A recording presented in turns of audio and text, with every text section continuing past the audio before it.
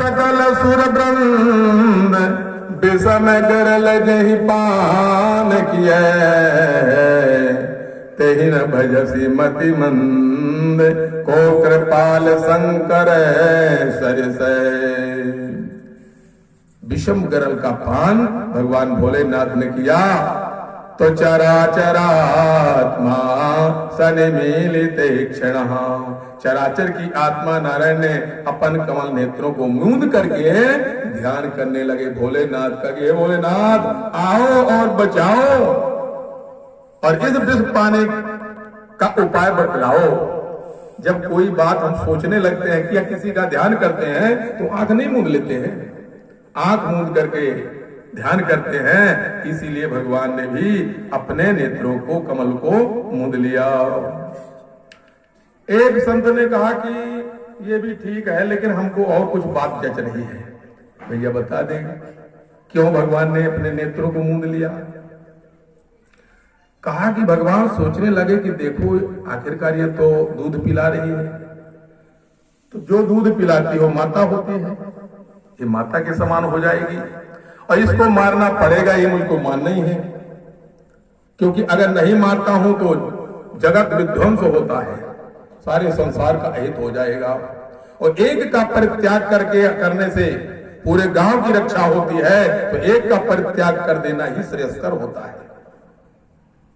पूरे देश की रक्षा एक प्रदेश को त्याग करने से हो रही है, तो प्रदेश का प्रदेश त्याग कर देना चाहिए, पूरे देश को बचा लेना चाहिए। एक घर के त्याग करने से पूरे गांव की रक्षा हो रही है, तो एक घर का घर त्याग कर देना चाहिए। इस कारण से इसको मारने से पूरे सृष्टि की रक्षा हो रही है, इसको मारना ही पड़ेगा। तो इस कारण से भगवान ने ये गति, अब वो सोच रहे हैं, जब कोई विचार में निर्णय नहीं पहुंच पा रही है बात, तो अपन सोच देते हैं, आंखों को मुंह देते हैं, क्या करूंगा, क्या करेंगे, इसको कौन सी गति दूंगा। है तो ये पापनी और पापी नरक जाता है, इसको कौन सी मैं गति दूंगा। अपनी माता को तो दूंगा अपना गोलोक, और इसको कौन सा लोक दूंगा। इस कारण से भगवान चराचरात्मा सनिमीलित क्षण, भगवान ने नेत्र मूंद करके विचार करने लगते हैं कि इसको भी मैं अपना गोलोक ही प्रदान करूंगा। ऐसा दुनिया में ऐसा स्वभाव कहां मिलेगा। अहो बकीयम स्तन कालकूटम जिघांसया पायदाप्य साध्वी लेभे गतिं धातृजितां ततोऽन्यं कं वा दयालुं शरणं व्रजेमा, शरणं व्रजेमा। अहो ये बकी बकासुर की बहन है। बकी ये है बकासुर की बहन है, जो बगुला बना था भगवान को ले लेने के लिए भगवान ने उसका उद्धार किया था, उसकी ये बहन है।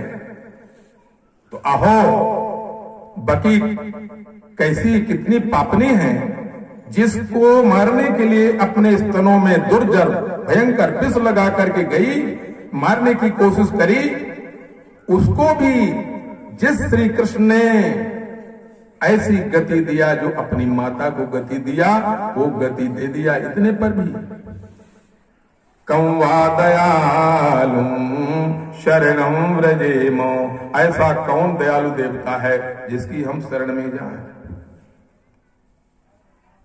कोई भी इतना दयालु देवता नहीं है। चाहे जहां जाए मारे मारे हम भागते हैं, किसी देवता की भी शरण में जाते हैं, अगर थोड़ी कोई बात बिगड़ जाती है तो देवता नाराज हो जाता है और हम फिर भागे भागे गए दूसरे की शरण में, वहां से वो नाराज हुआ तो हम तीसरे की शरण भागे भागे, पूरा जीव मारे मारे भागता है। महाराज कामनाओं की पूर्ति कहीं भी नहीं हो पाती है, केवल दयालु है तो श्री कृष्ण। वहां जाने पर कोई भय नहीं है, न बिगड़ने की बात होती है, क्योंकि श्री कृष्ण के पास, नारायण के पास अगर चूक हो जाए तो भगवान उसको क्षमा कर देते हैं। रहते न प्रभोचित चूक किए रहते न प्रभोचित चूक किए करत सुरत सैबार किए करत सुरत सैबार की। सैकड़ों बार हृदय की ख्याल करते हैं भगवान। वो बाहर से क्रियाकलापों में चूक हो गए, उसकी ख्याल परमात्मा नहीं रखते हैं। चूक हो गई होगी, है तो मेरा। इसका हृदय कैसा है? हृदय के अनुसार प्रभु कहत न साए हो यही अनीकी, कहत न साए, कहते में नसाया जाए लेकिन हृदय में अच्छा हो। सुमिरत राम जाने जन जी की, हृदय में अच्छी बात है उसके, और कहते में वाणी में नसा गई, स्तुति करते करते नसा गई बात, तो भगवान उसको ख्याल नहीं करते हैं, हृदय की ख्याल किया करते हैं। तो इस कारण से अब भगवान श्री कृष्ण ये सोचने लगे, तो कं वा दयालुम शरणं व्रजेमो, श्री कृष्ण के समान दयालु कौन है जिसकी हम शरण में जाएं और बच जाएं? कोई देवी देवता नहीं है महाराज। इसी के बल से सुखदेव जी इसी श्लोक को सुनकर के लौट आए थे। जो चले गए थे, जन्म लेते ही वहां से चले गए घर से।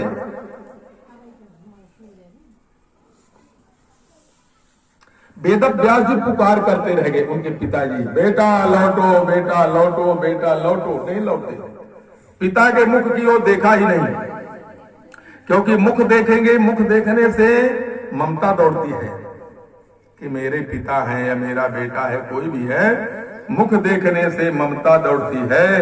इस कारण से सुखदेव जी ने किसी के मुख को नहीं देखा और सीधे धड़ाधड़ जंगल को चले गए, तपस्या करते रहे। वेद व्यास जी ने अपने चेलों को भेजा और श्रीमद् भागवत के श्लोक उन चेलों को पढ़ा दिया और कहा, लो इन श्लोकों को पढ़ना वहां जाकर के जहां सुखदेव जी तपस्या कर रहे हैं, जिस गुफा में। तो यही श्लोक उनके चेलों ने पढ़ा। अहो बकीयं तन कालकूटं, अहो बकीयं स्तन कालकूटं, जिघांसयापा यदप्त साध्वी, लेभे गतिं धातृचितां ततोऽन्यं, कं वा दयालुं शरणं व्रजेमो। इस श्लोक को सुना महाराज। तपस्या करते करते सुखदेव जी का हृदय एकदम से प्रफुल्लित हो उठा और उनको लगा कि कितनी जल्दी ये श्लोक गाने वालों को मैं देख लूं, किसने आवाज, कहां से श्लोक आया है। शीघ्र ही समाधि खुलती है और ऊपर आकर के देखते हैं उनके शिष्य खड़े हैं। उनसे कहिया, भैया ये श्लोक कहाँ का है। तब तक दूसरे चेले ने एक श्लोक और गा दिया। का बरहा पेड़ों नडबर बपहू, करणे हो कर्णिकारं, बिभ्रद बासहा कनक कपिसं, वैजयन्तीं च मालां, रन्ध्रान् वेणो रदर सुदया, पूरयन् गोप वृन्दैः, वृन्दारण्यं स्वपद रमणं, प्रादिशत गीत कीर्तिः। क्या श्लोक गाया है महाराज। इस श्लोक को गाया। बरहा पेड़ं, मोर पंख लटकाए हुए है, पीताम्बर धारी है, ऐसा पीताम्बर बिजली की चमक के समान पीताम्बर रेशमी वस्त्र पहने हुए है। बरहा पेड़ं नटवर नागर का भेष बनाए हुए है, फूलों के गुच्छे लटकाए हुए हैं, कनेर आदि के पुष्पों के सुंदर गुच्छे लटकाए हुए, लगाए हुए, सजा हुआ नटवर नागर का भेष बनाए हैं। बिभ्रद बासः कनक कपिसं, वैजयंतीम च मालाम, और वैजंती माला भी घुटनों तक लटक रही है। रंध्रान वेणोरधर सुधया, अपनी अधर सुधा में अपने अधरामृत का पान मुरली को, बंसी को उसका सौभाग्य दे रहा है, और बंसी के छिद्रों में अपनी अंगुलियां लगा लगा कर करके नाना प्रकार के सुंदर राग रगनियां निकालता हुआ ग्वाल बालों के साथ में अपने ब्रज में वृंदावन में प्रवेश कर रहा है। रंध्रान वेणोरधर सुधया, अधर सुधा का पान भगवती महारानी बंसी देवी को करवा रहा है। वृंदारणं स्वपद रमणं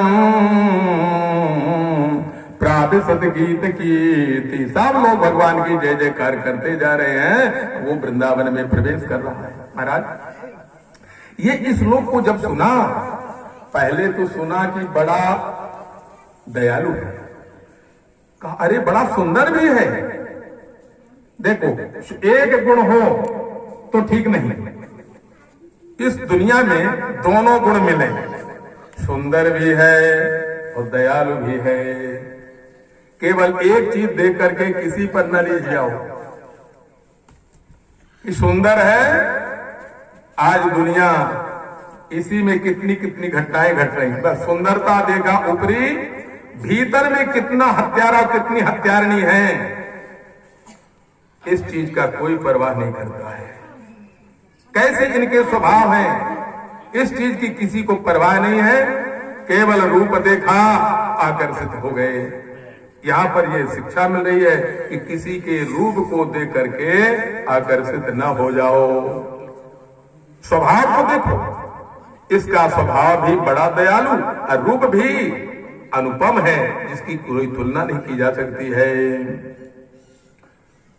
तो इस प्रकार से भगवान ने उसको सुंदर गति, अपने माता की जो गति दिया वही गति प्रदान कर दिया। चराचरात्मा सन्मीलिते क्षणः, ताकि मुंह दिया। एक संत ने कहा हमको तो भैया और कुछ जच रहा है, और कुछ बात जच रही है, हम भी बता दें, अपने हृदय की बात कह दें। कहा भाई बता दो, तुम्हें कैसा लग रहा है? चराचर की आत्मा स्वामी भगवान नारायण ने आंखें क्यों मूंद लिया? कहा हमें लग रहा है कि भगवान के नेत्र कमल जो है उनका एक नेत्र सूर्य है, एक नेत्र क्या है? सूर्य है, और एक नेत्र चंद्र है। भगवान वेदों में कहा गया है एक नेत्र सूर्य है, एक नेत्र चंद्र है, दाया नेत्र सूर्य है, बाया नेत्र चंद्र है। ये पूरा शरीर में हमारे ऋणात्मक और धनात्मक दो धाराएं बहती हैं, इसीलिए अर्धनारीश्वर भगवान भोलेनाथ हुए हैं, कहलाए हैं। हमारे हम लोग भी जब ये विवाह संस्कार आदि हो जाते हैं तो कहते आधे पुरुष हैं और आधा अंग नारी का, स्त्री के अधिकार का हो जाता है। वो यही है, सूर्य नाड़ी और चंद्र नाड़ी, यही है। तो ये कहा कि हमको लग रहा है कि सूर्य और चंद्र भगवान के जो नेत्र हैं ये क्यों मूंदे? इसलिए मूंदे गए कि सूर्य जब जीव मरता है कोई भी, तो दो रास्ते हैं, दो रास्तों से जाता है। एक सूर्य मार्ग से जाता है पाप पुण्य के अनुसार, एक तो सूर्य मार्ग से जाएगा और एक चंद्र मार्ग से जाएगा। तो सूर्य मार्ग वाले ने कहा, सूर्य नारायण ने कहा हम तो अपने रास्ते से निकलने नहीं देंगे ऐसी पापनी को। जैसे अपन लोग कह देते निकलना मेरे द्वार से, मैं बताऊंगा तुझको, निकलना मेरे दरवाजे से, हाथ पैर तोड़ दूंगा, निकलने न पाओगे, नहीं कह देते हैं। सूर्य नारायण वाला मार्ग, ये सूर्य मार्ग, सूर्य वाला नेत्र भगवान का मुंद गया। कायद पापनी मरेगी तो हम अपने रास्ते से इसको नहीं निकलने देंगे। तो चंद्र मार्ग वाले नेत्र ने भी कहा कि हम भी अपने रास्ते से इस पापनी को नहीं निकलने देंगे, क्योंकि महापापनी है, बालकों की हत्यानी है। और इसलिए चराचरात्मा सनिमीलिते क्षणम्, चराचर की आत्मा श्री कृष्ण ने अपने नेत्रों को मूंद लिया। भगवान को वो दूध पिलाने लगी, बैठ करके प्रेम के साथ मुखारविंद का दर्शन किया और दूध पिलाने लगती। भगवान जब जोर से उसके स्तनों को पकड़ लेते हैं, अब पकड़ कर करके पूरा दूध पीने लगे, निचो निचो करके पीने लगे, गुट और गुट पीने लगते हैं। पीते पीते पीते पूरा दूध पी जाता है, खून आने लगा, खून भी पूरा पी गए। अब शरीर में कुछ नहीं रहेगा, प्राण छटपटाने लगे। जैसे प्राण छटपटाते हैं, भागती है लेकर के, छोड़ करके कि छोड़ो छोड़ो छोड़ो, अरे यशोदा तेरा ये लाल, ये तेरा लाल नहीं, ये मेरा काल है, छुड़ा ले छुड़ा ले, बचा ले बचा ले। और यही कहती कहती वहां से भागती है। सामुंच मुंचालमति प्रवासनी निष्पीड्यमाना खिल जीव मर्मणि निबिवृत्त नेत्रे चरणो भुजौ मुहुः प्रसन्न गात्रा क्षिपतिरुरोधः। छोड़ो छोड़ो करती करती भागती है। श्री कृष्ण उसके गले से लपटे हुए हैं, पकड़े हुए हैं।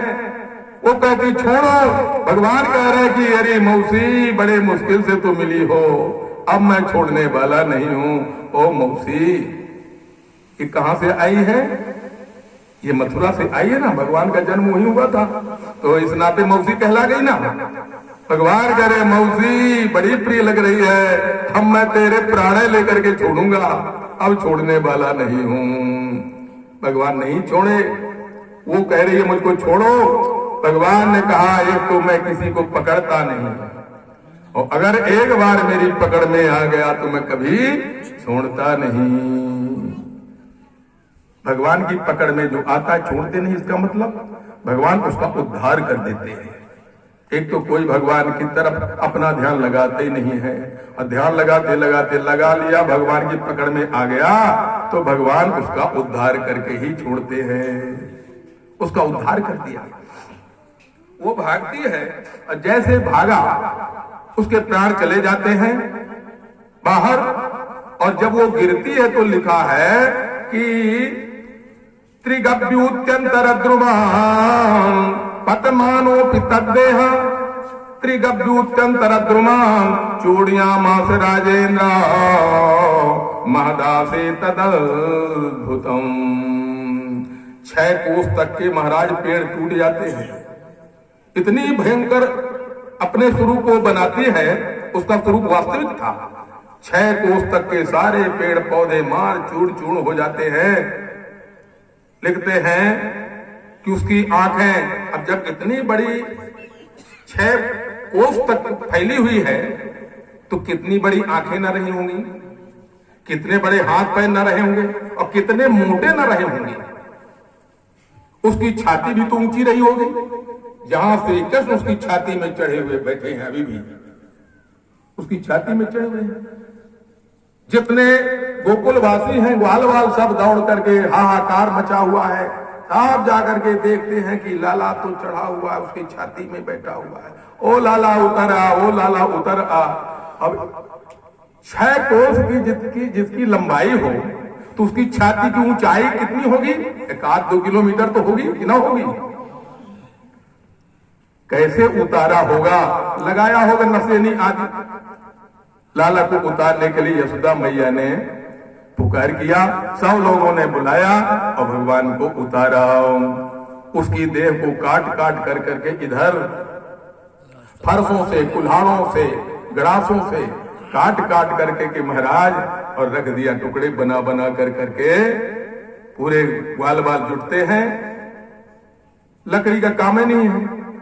क्यों कि लकड़ियां तो उसने स्वयं टूट डाला है, गिरी है तो लकड़ियां सब पेड़ पौधे टूट गए, लकड़ी का काम वही कर रहे हैं।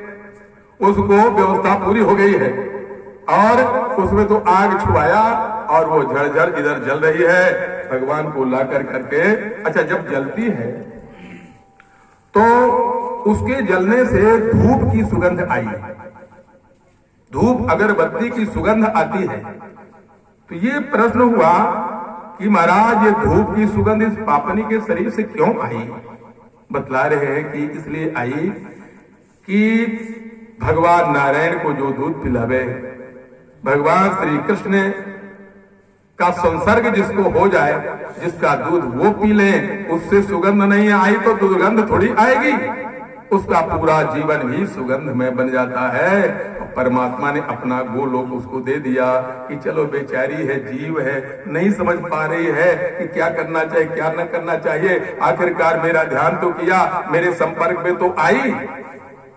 भाव तु भाव अनख आलस हूं, भाव को भाव अनस अनक आलस हूं, नाम जपत मंगल जिस दस हूं। नाम भगवान का संपर्क कोई करेगा, चाहे भाव से करे, चाहे कुभाव से करे, चाहे स्वभाव से करे, चाहे परवश में करे, चाहे दुख में करे, कष्ट में नाम ले, उनकी तरफ ध्यान करे, हर प्रकार से उसका कल्याण ही होता है। हरि ओम, नमो नारायण। ओम। इधर यशोदा मैया ने